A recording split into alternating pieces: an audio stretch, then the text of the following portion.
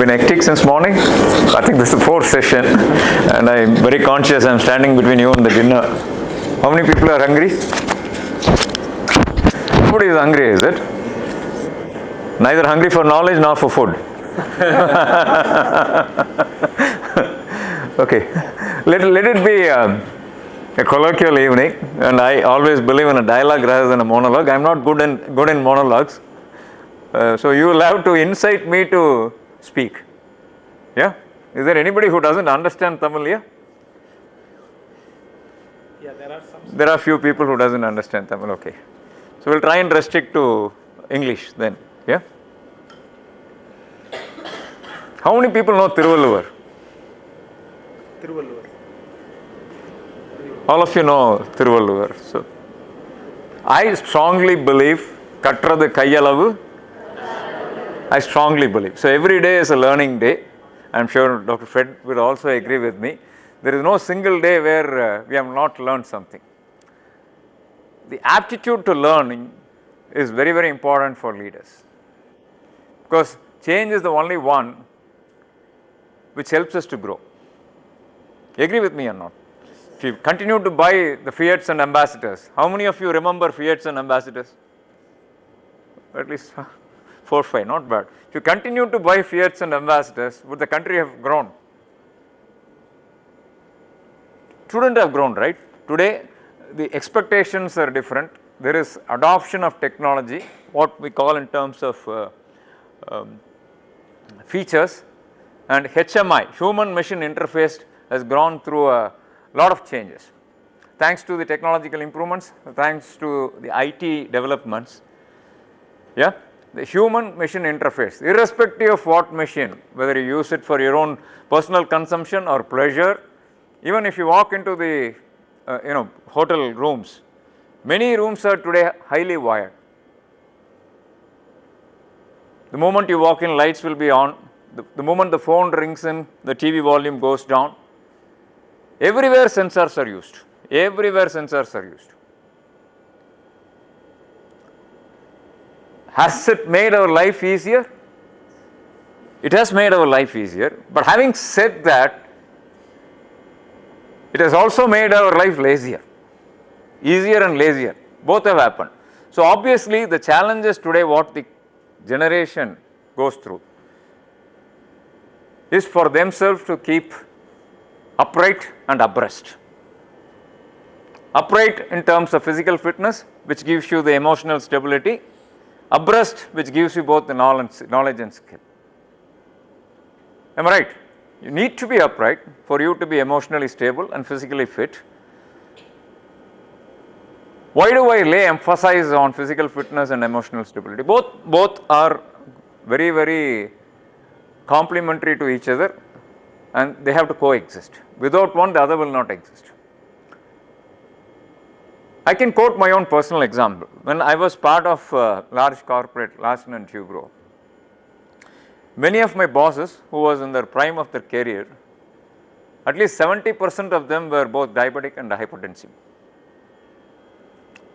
There were days when we cannot approach them, they are not in the right mood and they are not physically fit. And within a day, you cannot approach them during the lunchtime. Behavior changes, the mood changes, the mood swings happen depending upon your physical ability to withstand the 8-hour duration. So one of the first learnings I had as an MBA student, one of the professors used to say, Nithin, if you can't sit through a 90-minute class without diversion, how are you going to manage 480 minutes in an office? If you can't retain your attention for 90 minutes in a class, can you be attentive for 480 minutes, minimum 480 minutes in the work environment? So that's the first learning what I had. Now you understand why I say physical fitness is very, very important. Unless otherwise you have the inertia to go through the time induced fatigue. You neither can be mentally focused nor can be emotionally stable. So friends, whether you play or not, it's important for you to have some kind of physical activity, and early morning is the best time to do it. Never ever postpone. Procrastination is one of the biggest challenges what we all will go through in our lives. Please permit me to use the language, I sincerely believe procrastination is a disease.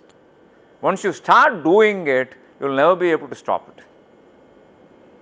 Nalai, if tomorrow comes, if Saturday comes, you know that, it's a famous saying, if I want to do something tomorrow again it will be tomorrow, again it will be tomorrow. So the adage remains, tomorrow, if tomorrow comes, tomorrow will never come. You understand, one of the major focuses today in organization is on-time delivery. If the organization has to ensure on-time delivery, obviously people have to be on time. Unless otherwise every individual in the organization is on time, can the organization in sum total be on time? Today, is any one of us going through a lack of a choice when we go to a shop? Do we wait for a particular brand? Even our personal care products, we don't anymore look at a particular brand, right? The brand loyalty is gone. You agree with me or not? We are victims of our own choices. We are victims of our own behaviors. But that is both positive and negative. Today, we are willing to try. That is the first change. Today, we are willing to try. When I grew up, if you look at my personal care products, because of some reasons, I stuck to certain brands, and within the brands, certain type of, even for a soap, for example, I was using only hammam. So my parents believed hammam was very good for the skin.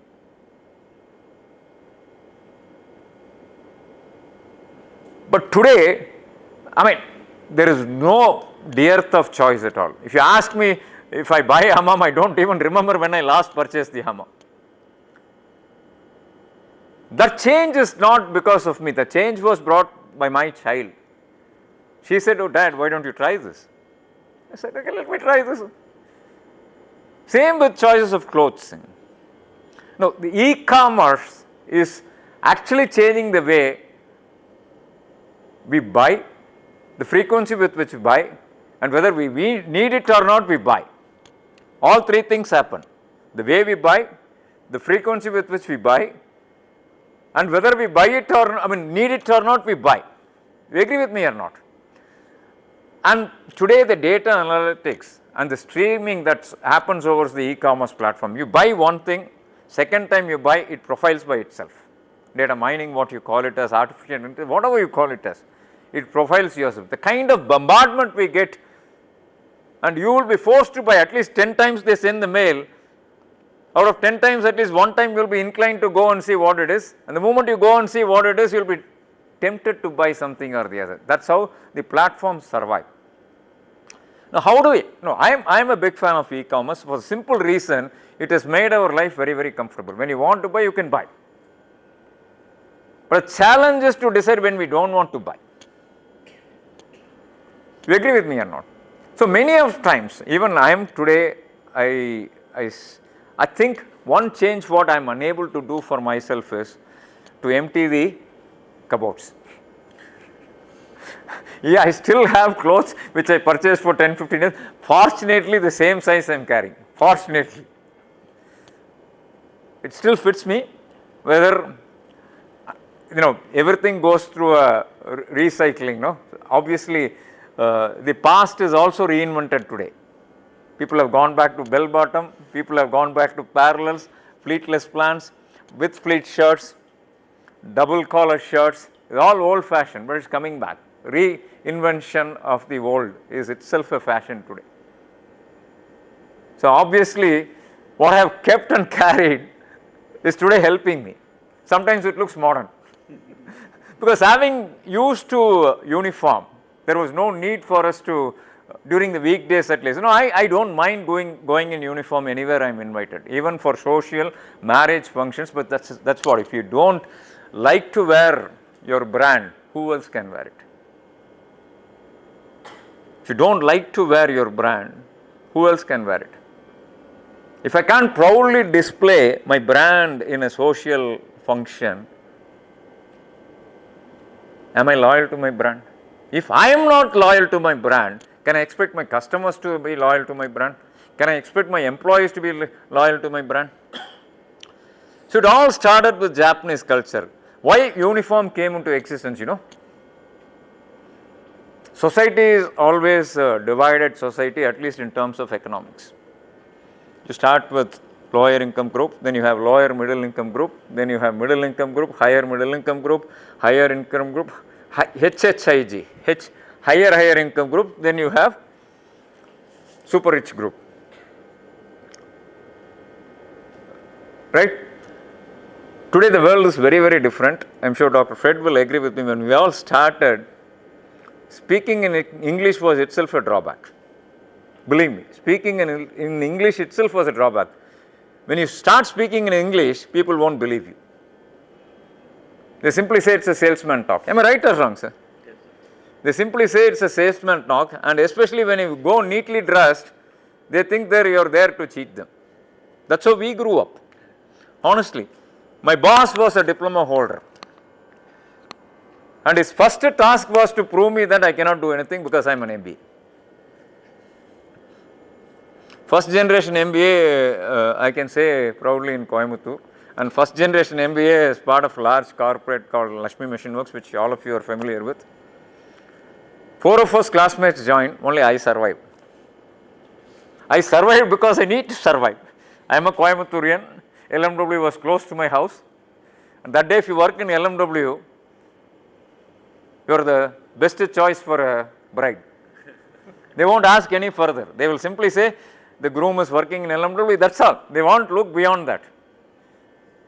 It was much better than much more secured than a government job it was. Salary was very good those days.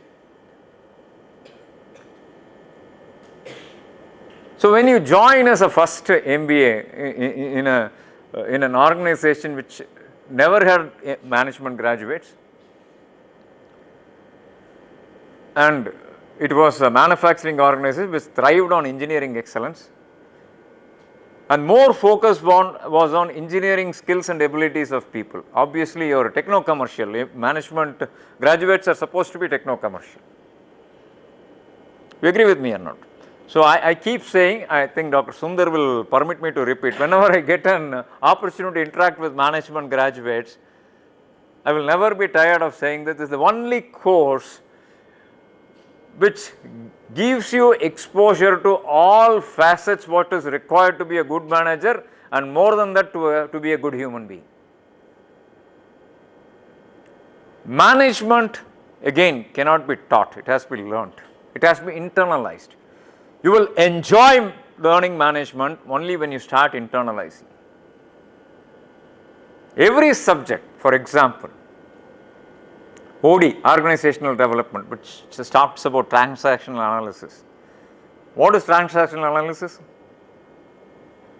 Interpersonal communication starts with parent, adult, child, 3 ego states.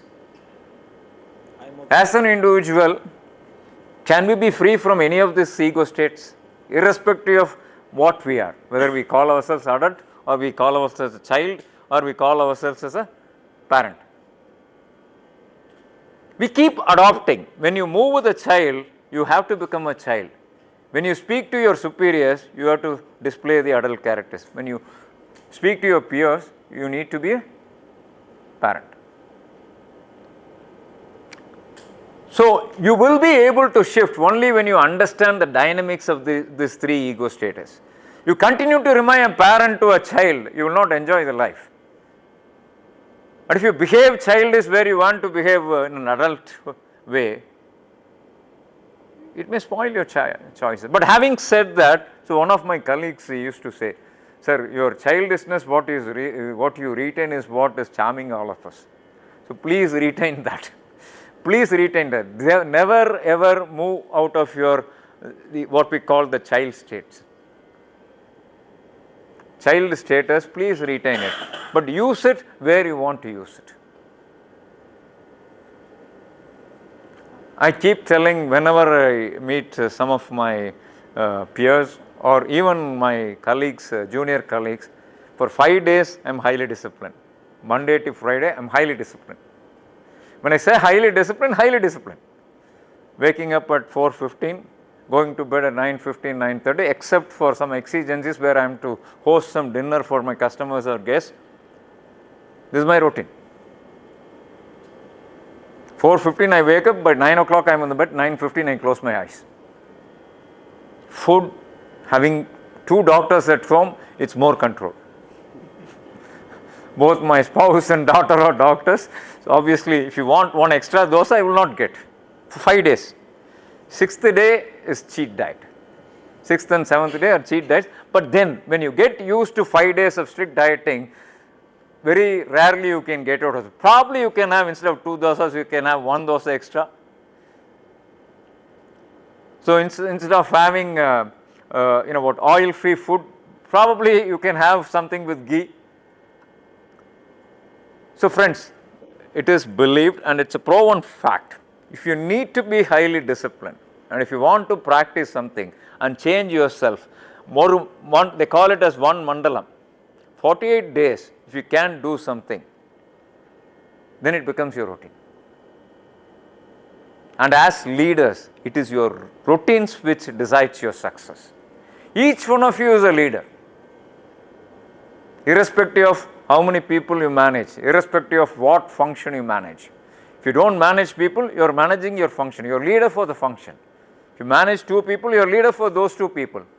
Now, with this level of education, you are going to manage people with not even school level of education. Today, if you look at the employment, the operating level, we have gone for pan-Indian employment. And when I say pan-Indian employment, there are people who haven't even gone to school, but they are skilled laborers whom we call as. If you go and talk to them the MBA language, will they understand? Will they understand? So in an organization, as I said, the economic levels, you also have an organization few levels. First level is the executional level, then you have the operational level, then you have the tactical level, then you have strategic level. Right or wrong? So when you start today, you are supposed to start at the operational level.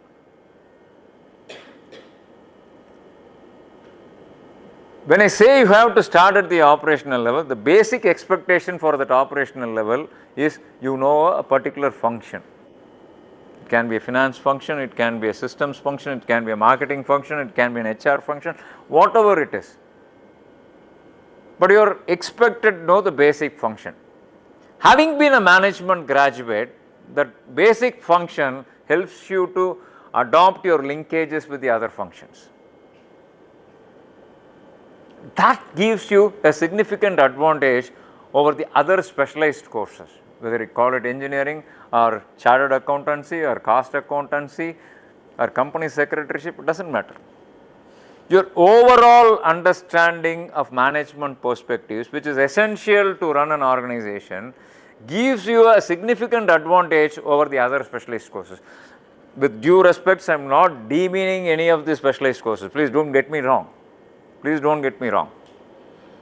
But the advantage a management graduate has is you being a better human being, because you have gone through what is essential to be a better leader. And if you can manage yourself well, if you can conduct yourself well, obviously you can manage others well. If you may permit me to ask you a question, somebody who cannot manage his or her siblings, somebody who cannot manage his or her parents, somebody who cannot manage his or her relationship, can they manage an organization? So where does management start? Where does management start? As I said in the beginning, I prefer a dialogue rather than a monologue. Please, they have to tell, sir. Don't worry, Your professors know very well what I do. They won't take it back even if it is wrong. Please feel free. I am not your professor. I am your friend. You are my potential customers. You are my potential employees. Sometimes potential employers also. You start some business. Where does it start? It starts first with self, obviously, then it progresses to the family. First family, immediate family, then the extended family, then the social circle what we live in. Is there any second thought about it? So when I said, a leader should decide to learn every day, one of the important elements of management graduates is observational learning. You learn every day as you walk through. How many of you are comfortable going to the roadside shops? Glad to see so many hands going up. Do you learn something from them or not? Do you learn something from them? What do you learn from them? Any specific?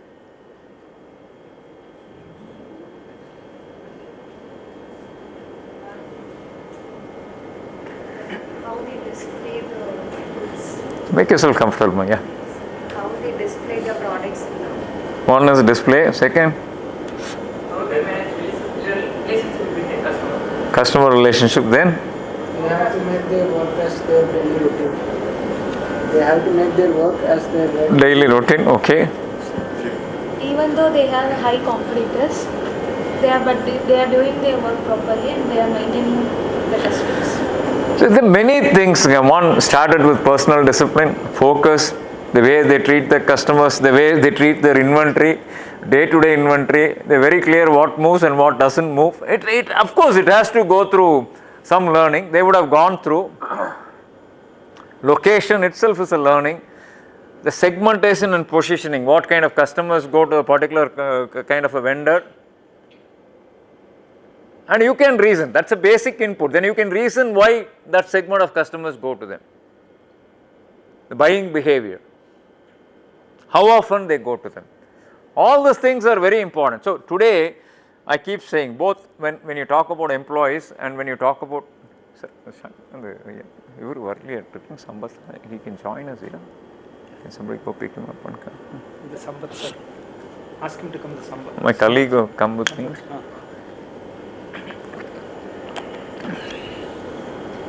So whenever we speak about a customer and employee, today the most important aspect is to realize it is definitely 2 times expensive to attract a new employee than to retain a new employee. Not in absolute terms. Similarly, it is 3 times expensive to create a new customer than to retain an existing customer. Am I right, Dr. Fred? So the retention strategy has to be very, very strong, both when we speak about employees and you talk about customers. Why do I say attracting a new employee is 2 times expensive? And I also said it's not just absolute money terms. It's simply because a known devil is better than an unknown angel. Because the first and foremost is the cultural fit. You understand? First and foremost is the cultural fit. Each organization has its own characteristic, and the characteristic is built by the leadership team. The characteristic is a result of the leadership team. So it's easier if you work in a professional setup. It is a little difficult when you work for an entrepreneurial setup. It's more difficult when you work in a partnership firm. Why do I say it is easier to work in a professional setup? Because mostly professional setup, because I am a product of professional setup. When I say I'm a product of professional setup, even when I started my career with LMW, I was managing the satellite company, so where there was no direct involvement of the promoters. They were busy taking care of the large organizations. It's another learning which I have understood. When you want to learn something and grow, the initial phase you have to select an organization which is growing. If you go and join a large organization which already is established, your learning will be limited to the function what you are handling, you are supposed to handle. But in a growing organization where you don't have a structure, you have a lot of opportunities to learn. Growth when I say, does not have a structure, the processes what you follow is supposed to be a structured process. Even in a very innovative organization, for example, like 3M, DuPont, the processes are very structured, whereas they don't believe in stability. They destabilize to grow. You understand? So you make your own product redundant in 3 years' time, so that you will invent a new product always. You will innovate and move forward. Those kind of organizations has its own characteristics. Whereas there are many organizations that are very comfortable, they operate in the comfort zone and they are very happy operating in the comfort zone. As people, we also become victims of our own comfort zone. But the growth comes out of moving out of the comfort zone. So obviously when you want, if you decide you want to be comfortable, then you choose a very stable organization where there is all established, including your salaries. Morning you go, punch, do your work, have lunch, again work, then punch and come out. Stable life. You don't have to worry too much about anything else. But if you want to join a growing organization where there are a lot of opportunities for you to learn, first and foremost is you should come out of the time orientation. Mostly it will be task orientation. Only going in, time is fixed. Going out, time is never fixed. You understand? Only going in, time is fixed. Going out, time is never fixed. Because all of us work for the task, not for the time. And that is the kind of organization where you will have many opportunities for you to learn. And you can grow only when there is an opportunity to learn. Not necessarily in the same organization, because as the hierarchy goes up, it becomes a kind of a isosceles triangle. You have every 10 manager, every 10 supervisor, you have one manager. So every 10 managers, you have one senior manager. Every 10 senior managers, you have one general manager. So by 1:10 always, when you want to vertically grow. If the organization grows, fine, then you will have probably opportunity to move to a next function. But that's very rare. So people always grow as the organization grows, but they also grow both functionally and in terms of responsibility, but the chances are 1:10. You will get increments, no doubt. You may get designation change, but increments and designation change alone may not give you the career growth. Career growth comes out of taking new responsibilities, new challenges, either horizontally or vertically. Understand? So it is your bounden responsibility to demonstrate to your superiors that you are ready for growth. When you have 10 people and there is only one opportunity for somebody to grow, it naturally goes to somebody who is willing to take additional responsibility. It naturally goes to somebody who is willing to display the potential to grow.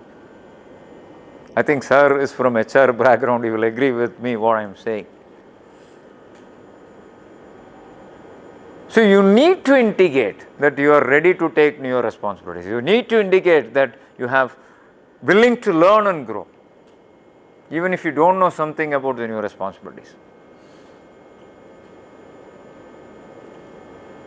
Many a times people say that fear is a negative reinforcement, but I also feel that fear sometimes is a positive reinforcement. You don't commit mistakes only because you are afraid. You understand? You are not afraid of change, but you are